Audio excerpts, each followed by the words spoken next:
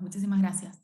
Bueno, hoy vamos a arrancar un poco más con la parte digital, ¿no? La parte de creación de contenidos, que también es importante para las personas con epilepsia. Eh, Vamos a estar hablando un poco de los riesgos del diseño con destellos. A través de una pantalla podemos causar una crisis epiléptica, ¿sí? Esto es un hecho, ¿y cómo lo aprendimos a esto? Con el caso Pokémon. Pokémon es una serie de dibujitos, ¿no? Donde en uno de sus episodios se defiende el equipo Pikachu con un tipo de ataque que se llama ataque de rayo, y los animadores quisieron comunicar ese ataque, que es muy poderoso, utilizando algo que se llama paca paca. ¿Qué es el paca paca? Es cuando los colores se alternan, en esta ocasión es el azul y el rojo, a una velocidad de 12 destellos por segundo. Los destellos serían subir la luminancia del color y bajarla. Durante 6 segundos mostraron este ataque, ¿no? Que generaba estos 12 destellos por segundo. Casi 700 personas tuvieron crisis epilépticas con este capítulo. Entonces, la pregunta es, ¿podría utilizarse lo mismo para un ciberataque? Pues sí, de hecho sucedió en varias oportunidades. Uno de los casos más conocidos donde hubo una sentencia penal y demás fue el caso de este periodista estadounidense llamado Kurt Eichenwald, que un ex infante de marina, John Rivelo, que no estaba de acuerdo con las opiniones políticas de este periodista, le envió a través de Twitter un GIF con este tipo de destellos, ¿no? Que pueden desencadenar crisis epilépticas, y justamente logró su cometido, ¿no? John tuvo una crisis epiléptica a partir de esto y lo recibió junto con un mensaje de odio que decía: tus posts ameritan o merecen una convulsión, o sea, así decía el mensaje, ¿no? Eh, Después también pasó con la Epilepsy Foundation, que es una entidad internacional que también nuclea a las personas con epilepsia. En 2019, en esta oportunidad, trolls, que se le llama así a las personas que simplemente hacen daños o actos vandálicos digitales, ¿no?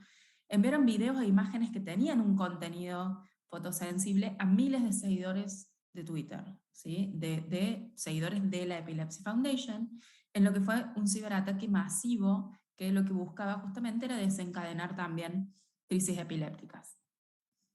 Por último, el caso de Espacio de Epilepsia, que en el 2020 le enviaron un video a través de la cuenta de Instagram llamado Brain, que es muy conocido en el medio, que también tiene contenido fotosensible. Entonces estos son 3 casos en los que se utilizaron las redes sociales para generar ataques que tienen consecuencias físicas en los usuarios, ¿sí? Muchas veces cuando pensamos en el mundo digital, pensamos, bueno, pero esto no me puede generar un daño físico directo.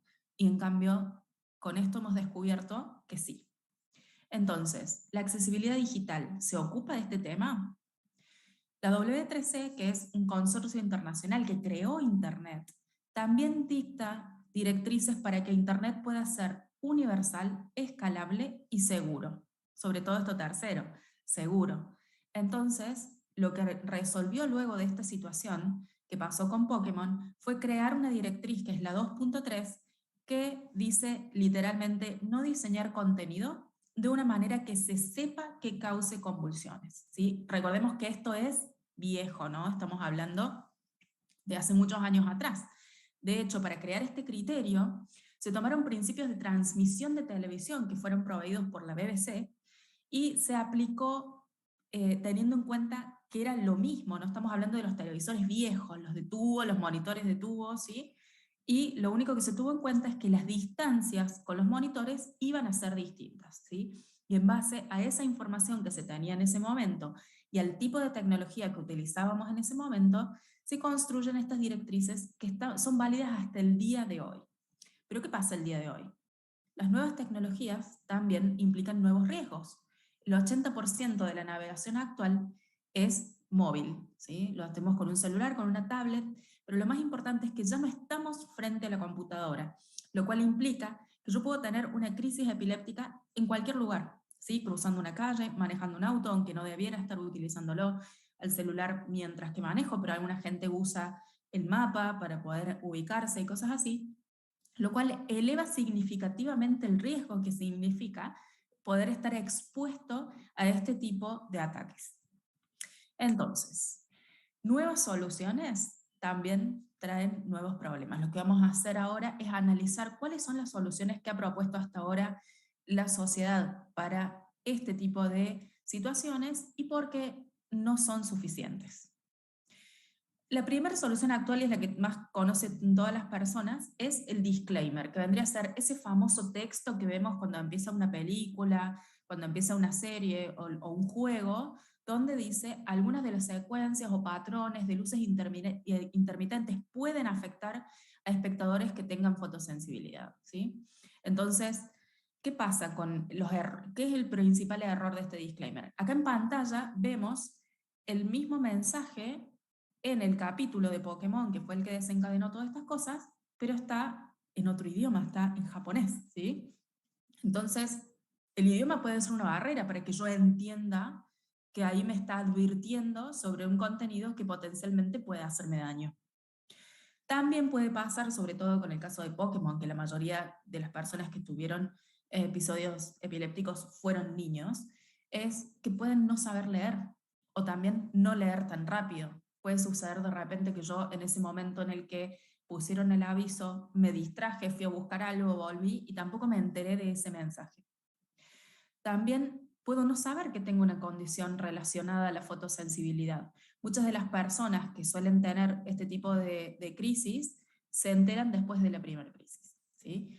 Y a la vez, como ya sabemos, no está directamente relacionado a un diagnóstico de epilepsia, sino que puede suceder por un montón de otros factores. Una persona pueda, de todas maneras, tener un episodio epiléptico a través de estos impulsos fotosensibles, ¿no? Otro más es la baja visión. Si soy una persona que tiene baja visión, acá en pantalla podemos ver en los juegos, esta es la advertencia de las luces intermitentes, pequeñísimo, ¿sí? Y en un pedacito muy pequeño de todo lo que es la portada del juego. Otra de las soluciones actuales es que el mismo software identifique y ralentice estos flashes, ¿sí? Ese es el caso en el que, por ejemplo, algunas redes sociales han tratado de moderar este tipo de flashes. ¿Cuál es el principal problema? El software falla. Todas las personas que trabajamos en software sabemos que no existe el software que no falle. Y de hecho, por ejemplo, en el caso de TikTok, en el que vos podés configurar para que no te muestre material que tenga luces intermitentes, si yo en vez de haber aplicado a través de un filtro esa luz intermitente, sino que lo hice con luces en mi casa, por ejemplo, está el caso de un abogado que a veces le gusta como actuar, que lo detienen y demás, y tiene una luz roja y azul como la de la policía y la pone en su casa, eso no lo identifica el software, ¿sí? Porque no es un filtro, sino que es el tipo de iluminación que tiene físicamente la persona en ese momento. Después, ¿cuál es uno de los grandes problemas? Debe configurarlo el usuario.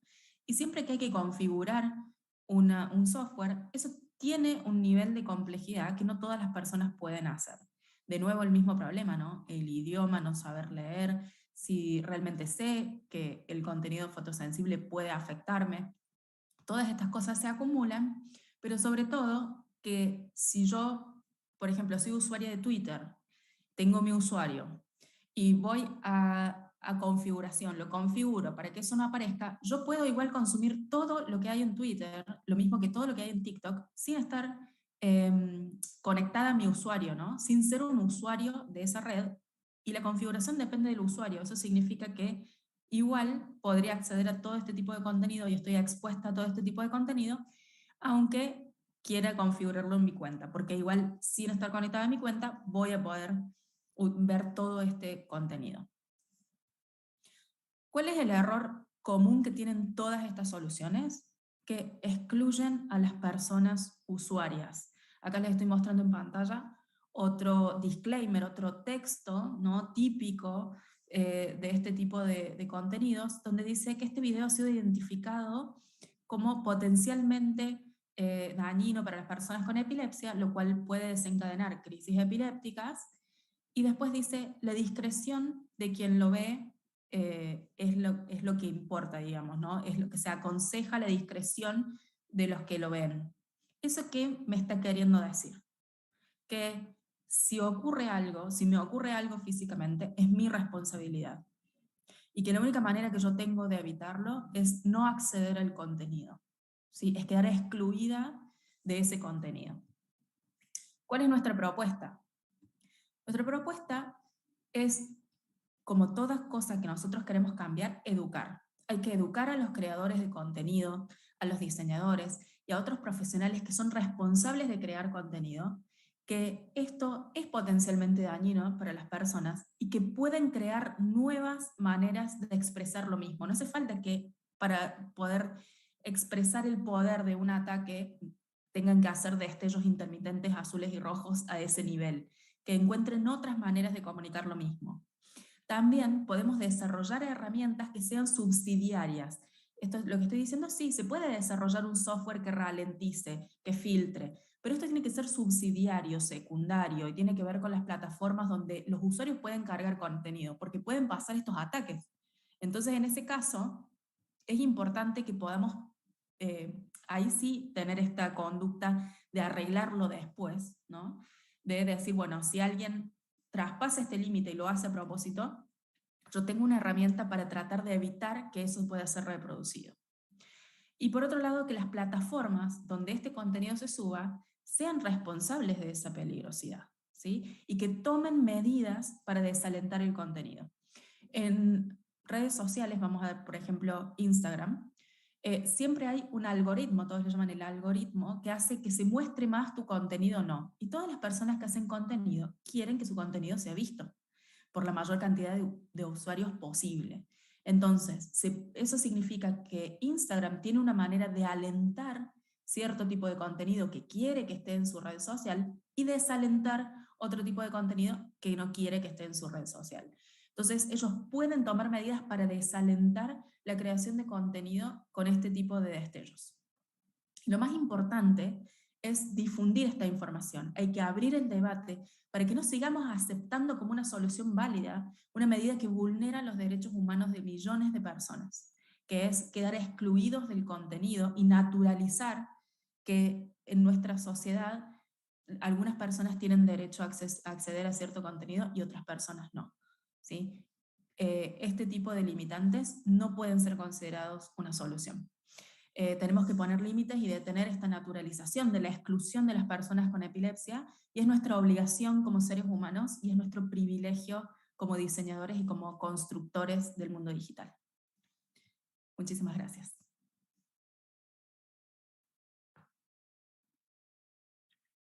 Muchísimas gracias, Susana, por esta charla, súper interesante. Te quiero agradecer, bueno, especialmente a vos por todo lo que nos informaste, súper, súper, la verdad que súper interesante, y bueno, a todos los que nos vieron y compartieron esta charla.